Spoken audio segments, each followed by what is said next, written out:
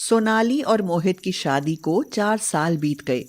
एक बेटी भी हो गई, लेकिन आज तक भी उसने अपनी बड़ी ननद को नहीं देखा।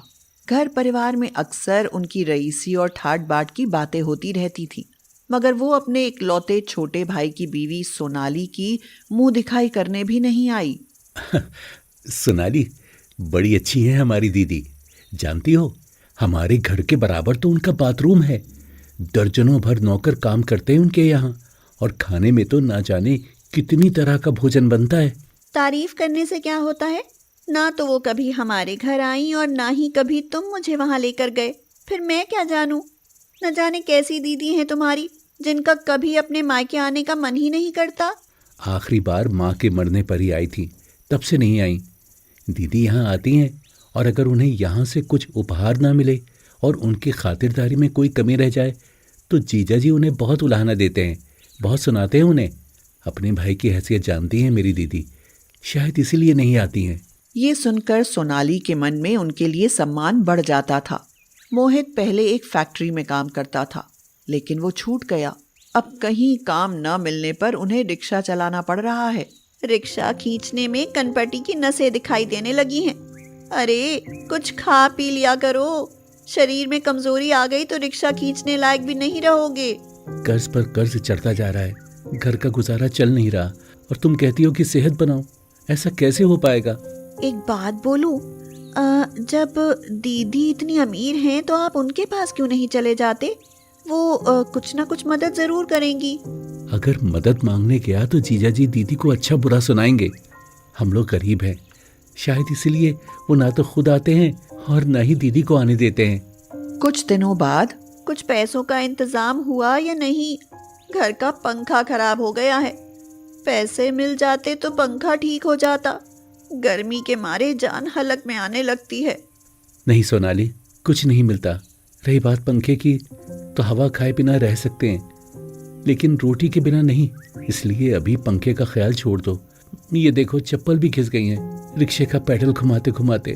अभी नई चप्पल भी नहीं खरीद पाया हूँ। सोनाली मोहित की घिसी हुई चप्पल देखकर उदास हो गई और फिर से काम में लग गई। तभी बाहर से मुन्नी काकी हांफती हुई आई और बोली, मोहित, मोहित, कमला आ रही है। वो स्टेशन से तेरे काका ने फोन करके बताया है, बस 1 आध घंटे में पहुंच ही जाएगी। ये सुनते ही उन दोनों के पैरों से जमीन खिसक गई। अब क्या करें, कैसे करें? मन के अंदर अफरा तफरी मच गई। सोनाली ने जल्दी जल्दी सारा कमरा समेटा, पलंग पर नई चादर बिछाई। मोहित मुन्नी काका का पंखा मांग लाया। जल्दी से सोनाली ने नई साड़ी पहन ली। मोहित ने भी जल्दी से नए कपड़े पहन लिए, लेकिन चप्पल तो घिसी हुई थी। उन्हें उसने बक्से के नीचे छिपा दिया और जूते पहन लिए। सब कुछ तैयार हो गया सोनाली, लेकिन उनकी दावत पानी का इंतजाम कहाँ से करूं? मेरी दीदी बरसों बाद आ रही हैं। सोनाली की नजर उसकी उंगली में पहनी हुई सोने की अंगूठी पर गई। उसने अंगूठी उतार कर मोहित को देते हुए कहा, ये लो जी, और दीदी के लिए 2-4 दिन के खाने पीने का इंतजाम कर दो। बाकी ना बाद में देख लेंगे। ये तो तुम्हारी माँ की निशानी। ये समय बातें करने का नहीं है, जल्दी जाओ, दीदी आती ही होंगी। मोहित ने खूब बढ़िया नाश्ता और खाने पीने का सामान लाकर रख लिया। कुछ ही देर बाद दीदी आ पहुंची, साथ में किशोर जीजा भी थे। दीदी आप आ गई? कहाँ थी आप? आपको देखने को हमारी आंखें तरस गईं। अब सारे सवाल यहाँ बाहर ही पूछ लोगे या अंदर भी बुलाओगे? आइए दीदी, इस गरीब की कुटिया में आपका स्वागत है। सोनाली जल्दी से ठंडा पानी लेकर आई और उन दोनों के पैर छुए।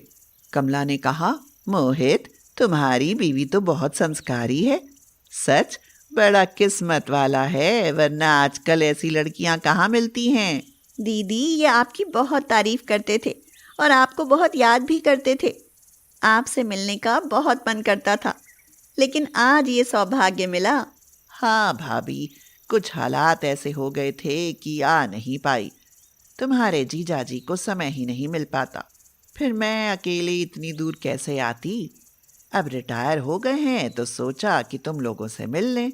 बहुत अच्छा किया जो आप आई, वरना इतनी अच्छी ननद से मैं कैसे मिल पाती। और अब आपको मैं यहाँ से जल्दी से न जाने दूंगी। हाँ सोनाली, अब उठो और इन लोगों के लिए बढ़िया सा खाना बना दो। सोनाली ने उनके लिए सूखे आलू, मटर पनीर और पूड़ी बनाई। साथ में आम की चटनी भी थी। महक तो बहुत अच्छी आ रही है। लगता है भाभी कुछ बढ़िया चीज बना रही हैं। अरे इनकी हालत देखकर नहीं लगता ये कुछ अच्छा बनाएंगे। जरूर खिचड़ी बन रही होगी। आप आज भी नहीं बदले किशोर, आज भी वही तंज। अरे नहीं नहीं, अब मैं पहले जैसा नहीं रहा। मैं तो मजाक कर रहा था। थोड़ी देर बाद सलोनी ने खाना लगा दिया। खाने के बाद उनकी ढेर सारी बातें हुईं। सोनाली ने उनके दिल में बहुत खास जगह बना ली। अगले दिन सोनाली ने उनके लिए नाश्ते में चाय के साथ पकौड़े बना दिए और रात में जर्दा बिरयानी। कमला, जैसी खातिरदारी हमारी अब हो रही है, अब से पहले ऐसी कभी नहीं हुई। अब से पहले सोनाली जैसी समझदार बहू भी तो घर में नहीं थी। मोहित हर पल नजर रखता कि उन्हें किसी बात की तकलीफ ना हो, इसीलिए उसने घर में सभी जरूरत की सामान लाकर रख दिए। 1 सप्ताह में उनका सारा पैसा खर्च हो गया, लेकिन दीदी और जीजा जी अभी जाने का नाम ही नहीं ले रहे थे। एक दिन रात में सोनाली ने कहा, अब क्या बनाऊंगी दीदी और जीजा जी के लिए? सारा पैसा तो खत्म हो चुका। अब और पैसे कहाँ से लाऊं सोनाली? अंगूठी बेचकर जो पैसे मिले थे वो इन लोगों की आवभगत में सब खत्म हो गए। मैं नहीं चाहता कि मेरे दीदी जीजा जी को ये न लगे कि हम गरीब हैं और उनके लिए कुछ नहीं कर सकते। तभी मोहित की नजर उसके गले में पड़े मंगलसूत्र पर पड़ी। सोनाली, ये मंगलसूत्र मुझे दे दो। इसे बेचकर मैं कुछ दिनों का इंतजाम और कर लूंगा। नहीं नहीं, आप ये क्या कह रहे हैं? आपके मेहमानों के लिए मैं जान दे सकती हूँ, लेकिन ये मंगलसूत्र नहीं। मैं तो कहती हूँ कि ये घर ही गिरवी रख लो। ठीक है, कल अस्पताल जाऊंगा और अपना खून निकाल कर बेच आऊंगा। कल मुझे ही कुछ हो गया तो ये मंगलसूत्र किसके लिए पहनोगी? वो दोनों अनजान थे कि उनकी बात कमला और उसके पति भी सुन रहे थे। सोनाली निशब्द हो गई और अपना मंगलसूत्र निकालकर उसने मोहित की तरफ बढ़ा दिया, लेकिन वह कमला ने पकड़ लिया और बोली, ये क्या कर रही हो भाभी? मंगलसूत्र दे रही हो, वो भी बेचकर हमारी खातिरदारी करने के लिए। अगर घर के हालात अच्छे नहीं थे तो तुमने इतना सब क्यों किया? अपनी माँ की निशानी तक बेच दी। मैं तुम दोनों से बहुत नाराज हूँ। आज के बाद मैं कभी यहाँ नहीं आऊंगी। हाँ, माफ कर दो दीदी, हम आपका दिल नहीं दुखाना चाहते थे। आप लोग बहुत अमीर हैं। हमें लगा कि गरीबों के घर आकर कहीं आपके सम्मान को ठेस ना पहुंचे, इसलिए ऐसा करना पड़ा। दरअसल इनकी नौकरी छूट गई, तब से ही रिक्शा चला रहे हैं। घर का खर्चा मुश्किल से चल पाता है, इसलिए आपके लिए ये सब करना पड़ा। मगर दीदी, हमें इसका ज़रा भी अफसोस नहीं, क्योंकि हमने जो भी किया अपनी प्यारी दीदी के लिए किया। तभी कमला ने अपनी सोने की अंगूठी निकालकर सोनाली को पहना दी और बोली, भाभी तुम गरीब कहाँ, तुम तो दिल से बहुत ही अमीर हो। किशोर ने मोहित के घर में राशन भर दिया और उसका काम अच्छी जगह लगवा दिया, जहां से उसे अच्छी सैलरी मिलने लगी। अब सोनाली और मोहित बहुत खुश थे। गरीब के घर आए अमीर मेहमानों ने उन्हें बहुत सारी खुशियां जो दे दी। सोनारी गांव में ज्यादातर गरीब मजदूर और किसान रहते थे। इस गांव में न शिक्षा थी और न स्कूल। अगर कुछ था भी तो वह थी गरीबी, मेहनत, मजदूरी और भुखमरी। राजो ताई, कुछ कर्ज चाहिए। वो बात यह है कि मशरूम का बीज और कुछ खाद दवा वगैरह खरीदनी है। तुझे कर्ज मिल जाएगा बंसी, बस तू मशरूम का अच्छे वाला बीज लेकर आना। अरे सुन, बाजार में तेरी मशरूम का अच्छा दाम मिला ना तो समझ तेरे कर्ज का सूद माफ कर दूंगी। हाँ जी राजो ताई। पूरा गांव ही अनपढ़ों का गांव था। इसी कारण गरीब अनपढ़ लोगों के इस गांव में राजो ताई का शासन चलता था। राजो ताई अमीर होने के साथ साथ चालाक और दबंग महिला थी। गांव के सभी गरीब किसान और मजदूर उसी के कर्ज पर जीते थे। इतना ही नहीं, जो भी फसल पैदा होती थी गांव के किसान उसे राजो ताई को ही बेचते थे। इसीलिए गांव के किसान तो और अधिक गरीब होते जा रहे थे, मगर राजो ताई पर धन की बारिश हो रही थी। आहा हा हा, मेरे घर तो पैसों के अंबार लगते जा रहे हैं। जब तक इस गांव के लोग गरीबी और अनपढ़ता में उलझे रहेंगे, मैं तो ऐसे ही पैसे की लूट मचाती ही रहूंगी। हाँ। बंसी के पास खेत तो छोटा था, पर वह उसमें तरह तरह की मशरूम उगाता था। मशरूम की खेती से ही उसका घर चलता था। अनपढ़ बंसी के लिए तो राजो ताई जैसे कोई चमत्कारी देवी थी, क्योंकि जब भी उसे कर्ज की जरूरत होती, कर्ज मिल जाता। साथ ही गांव में उसकी सारी मशरूम बिक जाती। वह अनपढ़ था और हिसाब किताब तो उसको आता नहीं था, इसीलिए राजो ताई उसे मशरूम का जो भी भाव देती, वह उसी में खुश हो जाता। सुन रे बंसी, इस साल मशरूम का भाव बहुत कम है, पर फिर भी मैं तेरी सारी मशरूम खरीद लूंगी। ये तो मुझ गरीब पर आपकी कृपा होगी ताई। कर्ज का सूद तो चुका जाएगा ताई। सूद तो तेरा चुका गया समझ। मुझ गरीब पर बड़ी मेहरबानी ताई। यह कहकर बंसी जैसे ही वहां से जाता है, राजो ताई मन ही मन खुश होते हुए कहती है, मेहरबानी तो बेटा तुम गरीब अनपढ़ लोगों की है मुझ पर, जो बिना हिसाब किताब जाने लुटने आ जाते हो मेरे पास।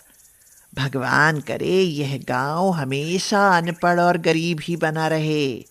राजो ताई तो यही चाहती थी कि गांव के बच्चे भी पढ़ना लिखना न सीखें, अपने बाप दादा की तरह अनपढ़ और गरीब रहकर उसके फायदे के लिए इस्तेमाल होते रहें। मगर समय के साथ साथ सब कुछ बदल जाता है। एक दिन बंसी का बेटा रोहन और बेटी रोशनी उसके पास आकर कहते हैं, बापू, मुझे पढ़ना है। बापू, मुझे भी पढ़ना है, हमें स्कूल भेजो ना बापू। बच्चों के मुंह से पढ़ने लिखने की बात सुनकर तो जैसे बंसी चौंक ही जाता है और कहता है, अरे बबीता, देखो तो हमारे बच्चे पगला गए हैं। पढ़ने की बात कर रहे हैं, पढ़ने की। हाय राम, ये तुम कैसी बात कर रहे हो बच्चों? ये तो पीढ़ियों से किसी ने नहीं की। अरे बेटा, हम गरीब हैं। हमारे काम पढ़ाई लिखाई नहीं बल्कि मेहनत मजूरी आती है। इसीलिए पढ़ने लिखने की सोचकर वक्त बर्बाद ना करो। हमारे साथ तुम खेती का काम करना सीखो। मेहनत मजदूरी करोगे तो राजो ताई की मेहरबानी से तुम 2 वक्त की रोटी खाने के काबिल बन जाओगे। यह कहकर बंसी और उसकी पत्नी बच्चों का हौसला तोड़ देते हैं और बच्चे उदास होकर रह जाते हैं। दीदी, न हमारे गांव में स्कूल है और न ही कोई पढ़ना चाहता है। हमारे माँ बापू भी अनपढ़ हैं और हमें भी अनपढ़ ही रखना चाहते हैं। अब हम क्या करेंगे भैया? करना क्या है, हम भी अनपढ़ रहकर माँ और बापू की तरह मेहनत मजदूरी करेंगे। यही सोचकर रोहन और रोशनी पढ़ने लिखने की बात भूलकर बंसी और बबीता के साथ मशरूम उगाने के काम में उनकी मदद करने लगते हैं। कुछ समय ऐसे ही बीत जाता है। फिर एक दिन गांव के पास से गुजरने वाली सड़क पर एक गाड़ी रुकती है। गाड़ी से नीतू नाम की एक लड़की बाहर आती है। नीतू को गाड़ी के पास खड़े देख रोहन और रोशनी भागते हुए उसके पास आते हैं। क्या आपकी गाड़ी खराब हो गई है? नहीं, मैंने तो बस वैसे ही गाड़ी रोक ली। अच्छा बच्चों, बताओ तो ये कौन सा गांव है? ये अनपढ़ों का गांव है दीदी। अनपढ़ों का गांव? हाँ, सचमुच अनपढ़ों का गांव। यह कहकर रोहन और रोशनी उदास हो जाते हैं और अपने गांव की सारी हकीकत नीतू को बताते हैं। उस गांव की हकीकत जानकर नीतू को सिर्फ हैरानी ही नहीं होती बल्कि दुख भी होता है। वह कहती है, क्या आज के दौर में भी कोई ऐसा गांव है जो निपट अनपढ़ लोगों से भरा है? बच्चों, क्या तुम पढ़ना चाहते हो? हाँ दीदी, हम तो पढ़ना चाहते हैं, पर हमें पढ़ाने वाला कोई नहीं है। बच्चों उदास मत हो, मैं पढ़ाऊंगी तुम्हें। नीतू एक निजी स्कूल में अध्यापिका होती है और गरीब बच्चों को पढ़ाने और उनमें नई सोच पैदा करने का जज्बा उसमें शुरू से ही होता है। इसीलिए वह शहर के निजी स्कूल की नौकरी छोड़ सोनारी गांव के गरीब बच्चों को पढ़ाने की ठान लेती है। मगर गांव में स्कूल के लिए कोई भी भवन या इमारत नहीं मिल पाती, तो नीतू एक पेड़ के नीचे ही बच्चों को पढ़ाने लगती है और कहती है, बच्चों, आज यह पेड़ ही हमारा स्कूल है। मैं तुम्हें इसी पेड़ के नीचे बैठकर पढ़ाऊंगी। इस अनपढ़ों के गांव में बिना भवन का स्कूल खुल जाता है। रोहन और रोशनी को पढ़ते देख गांव के और भी बहुत सारे बच्चे नीतू के पास पढ़ने आने लगते हैं। यह देख नीतू बहुत खुश होती है और कहती है, शाबाश बच्चों, अगर ऐसे ही पढ़ने में रुचि लोगे ना तो कुछ ही दिनों में अनपढ़ों का यह गांव पढ़े लिखों का गांव बन जाएगा। नीतू की यही बात जब राजो ताई के कानों में घुसती है तो उसे तो बहुत बुरा लगता है और उसे नीतू पर बहुत गुस्सा भी आता है। मैं तो सोचती थी इस गांव के बच्चे पढ़ने लिखने में कोई दिलचस्पी न लेंगे और शहर की मास्टरनी 2 दिन में वापस भाग जाएगी, पर यहाँ तो उल्टा ही हो रहा है। अरे ताई, यही हाल रहा तो मास्टरनी गांव के बच्चों के साथ साथ बड़ों को भी पढ़ाने लगेगी। फिर तो आपका राजपाट समझो खत्म ही हो जाएगा। ऐसा कुछ ना होगा जग्गा, तुम्हारे जैसे मुस्टंडे किस दिन काम आएंगे। ताई, कहो तो उस मास्टरनी को हाजी मारकर भगा दें। अरे ना ना, ऐसे तो गांव वालों को हमारी नीयत पर शक हो जाएगा। अभी इंतजार करो, कुछ ऐसा करना है कि सांप भी मर जाए और लाठी भी ना टूटे। हाँ, मगर इससे पहले कि राजो ताई नीतू को गांव से भगाने का कोई हथकंडा अपनाती, बारिश का मौसम आ जाता है। तेज बारिश होने लगती है और देखते ही देखते पेड़ के नीचे बारिश का पानी भर जाता है। बच्चों, लगता है भगवान भी नहीं चाहता कि इस गांव के बच्चे पढ़ें। ऐसी बरसात और बाढ़ में तुमको कहाँ बैठकर पढ़ाऊंगी? डेस्क बेंच तो दूर, यहाँ तो सिर पर छत तक नहीं है। दीदी, आप ऐसा मत कहिए, भगवान हमारी मदद जरूर करेंगे। नीतू और बच्चों को इस तरह परेशान देख राजो ताई को तो जैसे बिन मांगे सब मिल जाता है। वह खुशी और घमंड से अकड़ते हुए अपने लठैतों से कहती है, लो, हमारा काम तो बारिश ने कर दिया। अब तो मास्टरनी गांव से भाग ही जाएगी। बड़ी आई अनपढ़ गांव को पढ़े लिखों का गांव बनाने। पर नीतू भलाई की राह पर चल रही थी। वह गांव के गरीब बच्चों को पढ़ाना चाहती थी, इसीलिए भगवान ने उसका साथ दिया। एक दिन रोहन और रोशनी खेत पर आते हैं तो खेत में बड़ी बड़ी आदमकद मशरूम देखते हैं। बड़ी बड़ी छतरी वाली मशरूम। ऐसी मशरूम देख दोनों बहन भाई खुशी से उछलने लगते हैं। रोहन कहता है, दीदी, मिल गया है स्कूल। देखो कितनी बड़ी बड़ी छतरी वाली मशरूम है। हम यहाँ मशरूम स्कूल बना सकते हैं। यह तो तुमने बिल्कुल ठीक कहा रोहन। चलो चलो, नीतू दीदी को बुलाकर लाते हैं। नीतू जब बड़े बड़े मशरूम देखती है तो मशरूम स्कूल का आइडिया उसे भी सच में ही बहुत पसंद आता है। फिर क्या था, सब मिलकर मशरूम के डेस्क बेंच बनाते हैं और मशरूम की छतरी छत बन जाती है। इसके साथ ही बच्चे मशरूम के स्कूल में पढ़ने लगते हैं और कुछ ही दिनों बाद स्कूल की चर्चा दूर दूर तक होने लगती है। जिले के शिक्षा विभाग के लोग गांव में आते हैं और नीतू की प्रशंसा करते हुए कहते हैं, आपने तो कमाल कर दिया। मशरूम का स्कूल बनाकर बच्चों को पढ़ाया। कुछ बच्चे तो पढ़ाई में अव्वल आए हैं। हम गांव में सरकारी स्कूल खुलवा देते हैं, आप उसे अपनी देखरेख में चलाइए।